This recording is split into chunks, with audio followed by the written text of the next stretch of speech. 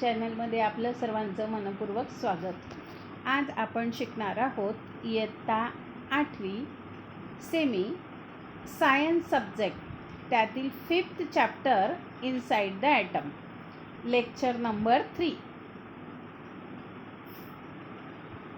Lecture number 4.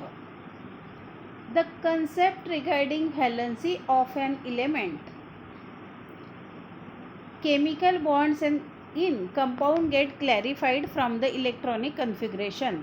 जी संकल्पना आहे संयुजेची, मूलद्रव्यामधील जो रासायनिक बंध असतो संयुगातला, get clarified from the electronic configuration, ते त्याचं जे विद्युत पृथक्करण आहे. Atom forms chemical bond by using electron of its outermost shell. आणि अणू हा त्याची जी बाह्य कक्षा असते त्याच्यातून atom form chemical bond by using electron of its outermost shell. अणू हा रासायनिक बंध निर्माण करतो त्याचे जे इलेक्ट्रॉन्स असतात बाह्य कक्षेतले त्यावरून. Valency of an atom is determined by the configuration of its outermost shell. जी संयुजा असते अणूची ती त्याच्या बाह्य कक्षेतील त्याचं जे इलेक्ट्रॉन असतात त्यावर अवलंबून असते. Therefore the outermost shell is called valence shell. म्हणून जी बाह्य कक्षा असते तिला संयुजा कक्षा असं म्हटलं जातं. Also the electron in the outermost shell are called valence electrons. म्हणून जी बाह्य कक्षा असते तिला संयुजा इलेक्ट्रॉन्स असं म्हटलं जातं. Valence electrons. It can be seen that valency of an atom is related to the number of valence electron in that atom. असं लक्षात येतं, असं पाहिलं जातं की जी संयुजा आहे अणूची ती त्याच्या संयुजा इलेक्ट्रॉनमध्ये जे अणूमध्ये जे संयुजा इलेक्ट्रॉन असतात त्यावर अवलंबून असते. Let's first look at the elements helium and neon. Helium आणि न्यूऑन यांचा विचार करा. Atom of both these gaseous element do not combine with any other atom. जे अणू आहेत जे वायू रूपामध्ये असतात, गॅस रूपामध्ये असतात मूलद्रव्यात, ते कंबाईन होत नाही, दुसऱ्या अणूमध्ये मिसळत नाही. These elements are chemically inert. ते रासायनिकदृष्ट्या अंतर्गत असतात. It means that their valency is 0. मग त्यांची जी संयुजा असते ती शून्य असते. Helium atom contains 2 electron which are accommodated in the first shell K. हेलियमचे जे अणू असतात ते त्याच्यामध्ये 2 इलेक्ट्रॉन असतात, ते पहिल्या कक्षेत के मध्ये असतात. See the table 5.7.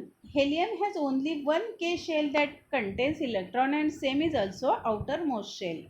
मग हेलियममध्ये एकच के कक्षा आहे की ज्याच्यामध्ये जे इलेक्ट्रॉन्स आहेत ते बाह्य कक्षेत आहे. The electron capacity 2n² of K shell is 2.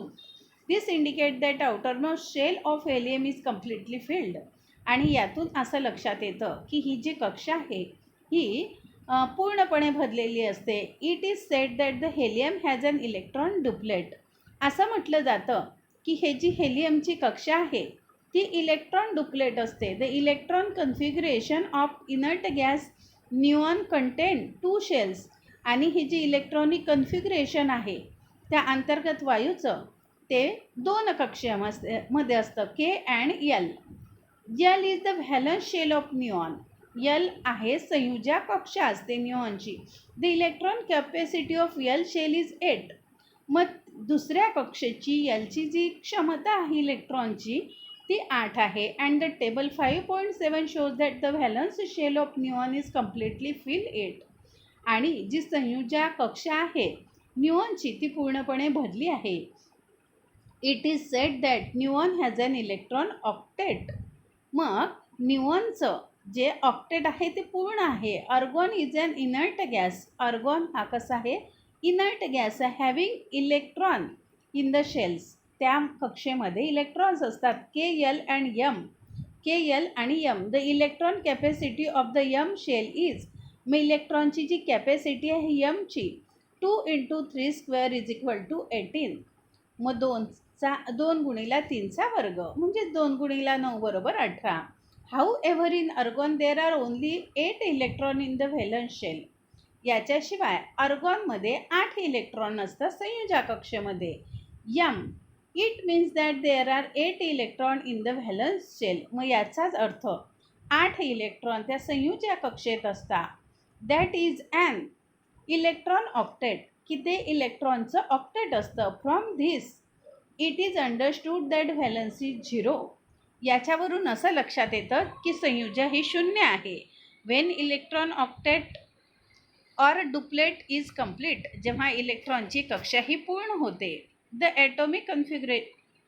Electronic configuration of element other than inert gases, म्हणजे इलेक्ट्रॉनिक जे विद्युत पृथक्करण आहे, ते इलेक्ट्रॉनचं जे पृथक्करण आहे त्याचं जे वर्गीकरण आहे, inert gases show that they do not have electron octet, त्यांचं इलेक्ट्रॉन ऑक्टेट नसतं. Or their electron octet are incomplete, त्यांचं जे इलेक्ट्रॉन ऑक्टेट आहे ते अपूर्ण आहे. रिगार्डिंग हायड्रोजन, हायड्रोजनचा विचार करता it can be said that it's electron duplet is incomplete, आणि इलेक्ट्रॉनचं जे डुप्लेट आहे हे कसं आहे, अपूर्ण आहे. Atom of all the elements except inert gases, आणि जे अणू आहेत मूलद्रव्यांचे इनर्ट गॅसेस शिवाय have tendency to combine with other atoms, मग त्यांची जी प्रवृत्ती आहे ती इतर अणूंशी संयोग करण्याची असते. Meaning that they have a non zero valency, मग त्यांची जी संयोजा असते ती शून्य नसते. You have seen from formula of the molecule form by combination with hydrogen, आपण पाहिलं की जो फॉर्म्युला आहे मोलिक्यूलचा तो कॉम्बिनेशन असतं हायड्रोजनचा, H2SCl, that valency of hydrogen is 1, हायड्रोजनची संयोजा 1 आहे. The electronic configuration of hydrogen shows that there is 1 electron, मग विद्युत जे पृथक्करण आहे त्याचं ते 1 electron less than complete duplet state, मग जी डुप्लेट स्टेट आहे ती पूर्ण असते. This number 1 matches with the valency of hydrogen which is also 1, मग हा जो एक अंक आहे हा संयोजा कक्षा हायड्रोजनशी तो समकक्ष आहे. Moreover it is learn that the electronic configuration of sodium has 1 electron, याच्याशिवाय जे इलेक्ट्रॉनिक कन्फिगरेशन आहे सोडियमचं त्याच्यामध्ये एकच इलेक्ट्रॉन असतो. इन द व्हॅलन्स शेल, तो संयोजा कक्षेमध्ये. And the valence of sodium is also 1, आणि सोडियमची जी संयोजा आहे ती 1 आहे. 1 as seen from the molecular formula NaCl, मग सोडियम क्लोराईड NaClमध्ये जसा आपल्याला फॉर्म्युला दाखवला आहे त्याप्रमाणे NaH etc. It means that there is some relation between the valency of an element and the number of electron in its valence shell. मग याचाच अर्थ ही जी संयोजा आहे मूलद्रव्यांची ही त्या संयोजा कक्षेतील इलेक्ट्रॉन इतकी असते. The following table shows molecular formula of compound form by some element. मग हा पुढे दिलेला जो रेणूसूत्रांचा टेबल आहे संयुगांचा तो सारख्या मूलद्रव्यांचा आहे. Write the valency of respective element obtain from, मग त्याची संयोजा लिहा. Obtain from them and also their electronic configuration, आणि त्यांचं विद्युत जे विघटन आहेत ते लिहा. And the number of their valence electron in empty space, आणि रिकाम्या जागेत त्यांचे इलेक्ट्रॉन्स लिहा. Symbol of element, molecular formula, valency, electron configuration, number of valence and 8 minus x. First number H, मग त्याचा सिम्बॉल ऑफ इलेमेंट मग hydrogen, मग molecular त्यापासून काय बनतं HCl, त्याची व्हॅलन्सी आहे 1 आणि electronic configuration 1, number of valence electron 1. Cl, molecular formula HCl, valency 1, electronic configuration 2, 8, 7, valence electron 7, 8 minus 7 is equal to 1. Nickel, no compound, 0, 2, 8, 0. Ferrous, HF 1, electronic configuration 2, 7, valence 7, 8 minus 7 is equal to 1. NaH, 1281 1 Mg MgCl2 2 282 number of valence 2 9 minus 7 C CH4 4 2 4 electrons 4 Al AlCl3 3 283 3. Next topic, isotopes. Samasthanike. The atomic number is a fundamental property of an element and its chemical identity.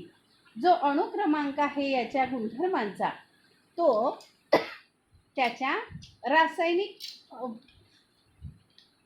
रासायनिक क्रियेवर अवलंबून असतो. Some element in nature have atom with same atomic number but different mass number. मग हे जे काही मूलद्रव्य आहे निसर्गामध्ये आणि त्यांचे अणू आहेत हे वेगवेगळे असतात, पण डिफरंट मास नंबर. त्यांचे अणुक्रमांक सारखे असतात पण त्यांचे वस्तुमानांक वेगवेगळे असतात.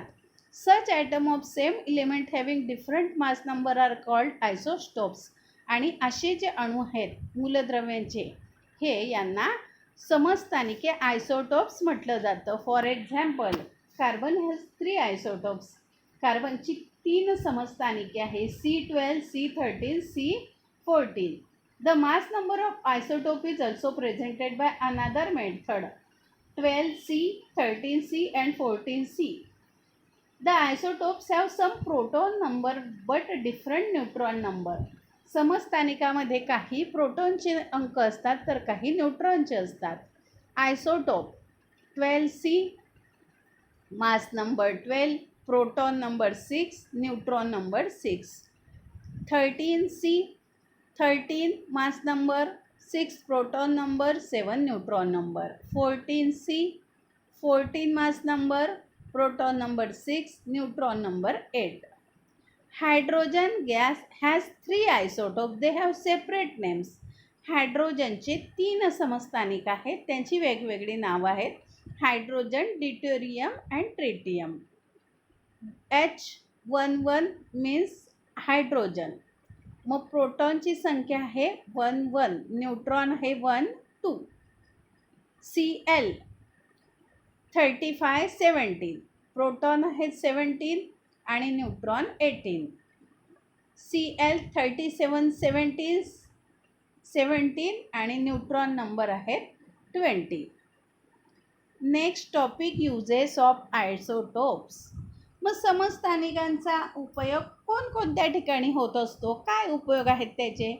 Isotopes of some elements are radioactive. समस्थानिक जी आहे काही मूलद्रव्यांची हे कसे असतात, radioactive. They are use in various fields such as industry, agriculture, medicine, research field. मग त्यांचा उपयोग वेगवेगळ्या उद्योगधंद्यांमध्ये, शेतीमध्ये, औषधी उपयोगात आणि संशोधन क्षेत्रात होतो. Uranium -235 use for nuclear fission and production of electricity.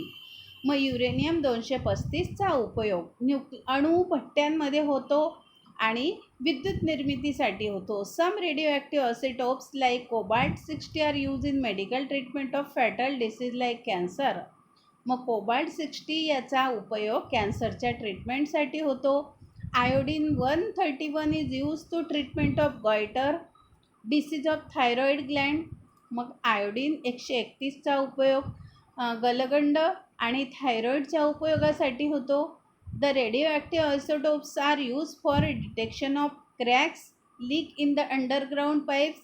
मग रेडिओ ॲक्टिव्ह जो आयसोटोप्स आहे सोडियम 24 याचा उपयोग जमिनीमध्ये जे पाईप असतात त्यांचं लिकेज शोधण्यासाठी होत असतो. Radioactive isotopes are use for preservation from microbes. मग जे सूक्ष्म जंतू असतात त्याच्यापासून टिकावं लागण्यासाठी किंवा जतन करण्यासाठी त्याचा उपयोग होतो. The radioactive isotope C14 is use for the determining age of archaeological objects.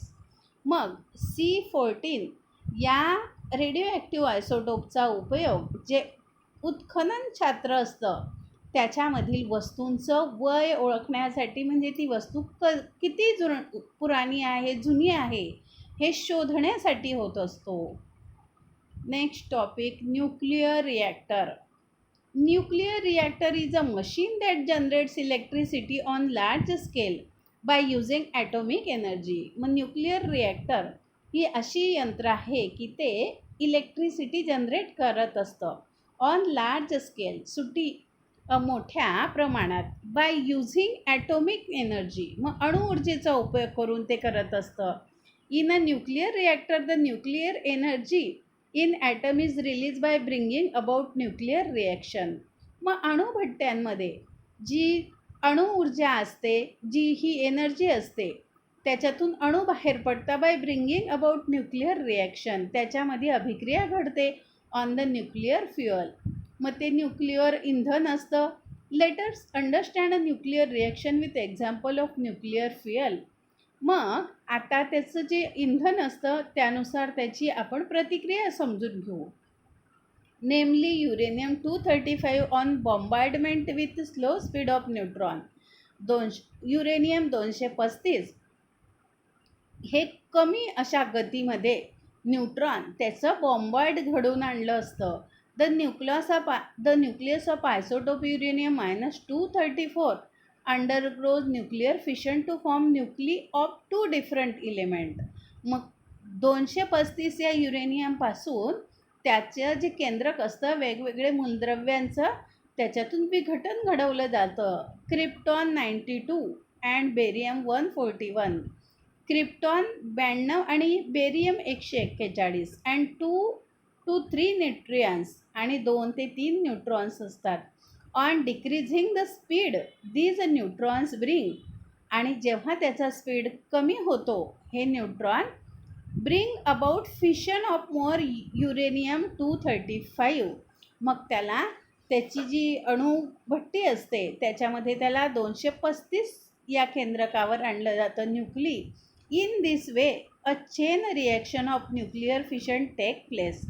आणि या पद्धतीने ही जी साखळी आहे न्यूक्लिअर फिशनची ती घडत असते. A large amount of nuclear energy is release during the chain reaction.